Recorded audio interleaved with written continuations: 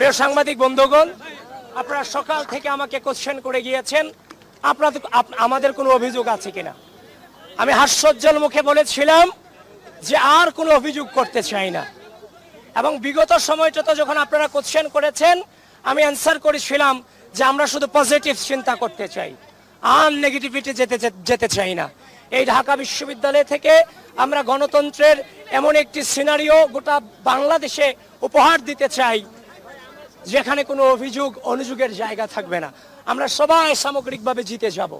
কিন্তু আজকে সকাল থেকে অনেকেই মেইনস্ট্রিম মিডিয়ারাও বিভ্রান্ত হতে বাধ্য হয়েছে যে আপনারা অনেকে অভিযোগে লিখেছিলেন যে ছাত্রদলের ভিপি প্রার্থী আচরণবিধি লঙ্ঘন করে ভোট কেন্দ্রে প্রবেশ করেছে, কিন্তু সেটা সম্পূর্ণ মিথ্যা অভিযোগ ছিল।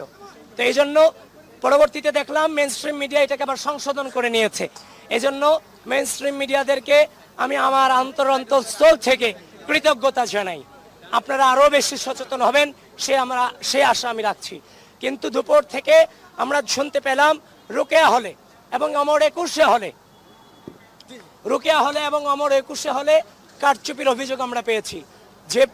যে ব্যালট পেপার দিয়েছে সেখানে আগে থেকে ক্রস চিহ্ন দেওয়া আছে ভিপিজিএস এর জায়গায়, শিবিরের ভিপিজিএস এর জায়গায়। ঠিক একই ঘটনার পুনরাবৃত্তি ঘটেছে অমর একুশে হলে। তার মানে একই ঘটনা পুনরাবৃত্তি ঘটাটা কোনোভাবেই অপরিকল্পিত ঘটনা নয়। এবং বিভিন্ন স্টুডেন্টরাও কিন্তু পোস্ট দিচ্ছে যে ভোট কারচুপি হচ্ছে, ইতিমধ্যেই পোস্ট পেয়েছেন,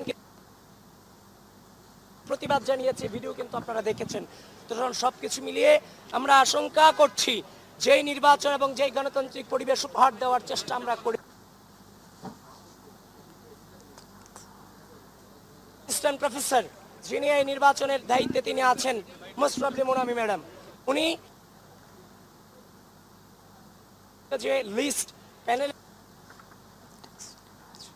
ভোট দেওয়ার জন্য ব্যালট নাম্বারগুলো স্টুডেন্টদের হাতে দিয়ে দিতে হয়, এটা 19 সালে ডাকসু নির্বাচন আমি দেখেছি, তেমন কোনো ঝামেলা হয়নি। কিন্তু প্রত্যেকটা কেন্দ্রে সকাল থেকে আমাদের উপরে একটা জুলুম চালিয়েছে যে এগুলো আমরা দিতে পারবো না।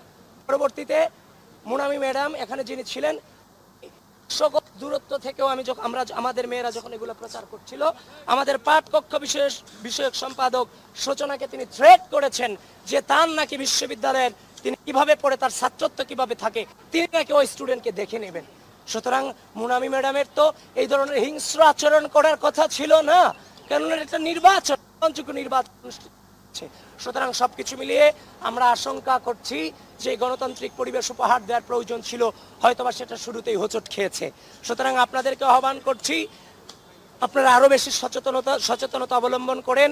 আপনারা কেন্দ্রগুলোতে আপনারা আপনাদের যতটুকু জানে আপনাদের প্রবেশাধিকারেও কিছুটা বাধ্যবাধকতা করে দেওয়া হচ্ছে, যেটা কোনোভাবেই কাম্য ছিল না।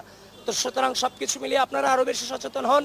এবং এখনো প্রায় অনেক কিছু সময় আছে, প্রায় 1 ঘন্টা 20 মিনিট কিংবা 10 মিনিট সময় আছে।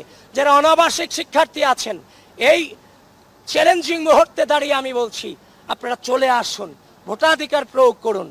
এই যে যারা বাংলাদেশের স্বাধীনতাকে বিশ্বাস করে না, যারা ঢাকা বিশ্ববিদ্যালয়ের শিক্ষার্থীদের গণতান্ত্রিক মত প্রকাশের স্বাধীনতাকে বিশ্বাস করে না, যারা ঢাকা বিশ্ববিদ্যালয়ের শিক্ষার্থীদের মানবাধিকারকে বিশ্বাস করে না, নারী অধিকারকে বিশ্বাস করে না, ভোট কারচুপির মধ্য দিয়ে তাদের উত্থানকে ঢাকা বিশ্ববিদ্যালয়ের